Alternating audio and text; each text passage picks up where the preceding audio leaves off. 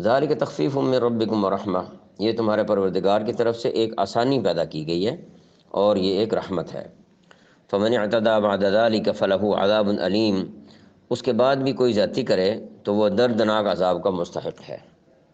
مطلب یہ ہے کہ اگر خون بہا لے کر وارثوں نے قصاص تو معاف کر دیا ہو، مگر اب ان کے لیے قاتل کی جان لینا جائز نہیں ہے، اور اگر وہ ایسا کریں تو یہ زیادتی ہوگی، جس کی بنا پر وہ دنیا اور آخرت دونوں میں سزا کے مستحق ہوں گے۔ اگر ہم آج کل کے حالات پر نظر ڈالیں تو یہاں یہی کچھ ہو رہا ہے کہ پہلے پیسے لے لیے جاتے ہیں اور پھر ہاتھ پڑنے پر جو ہے وہ قاتل کو یا اس کے کسی گھر کے دوسرے فرد کو مار دیا جاتا ہے۔ یہ انتہائی ظلم ہے، اور ایسا کرنے والوں کو دنیا آخرت میں سزا کا استحقاق ہے۔ اب یہ الگ بات ہے کہ ان کو سزا کس انداز میں اللہ کریم کی طرف سے دی جاتی ہے۔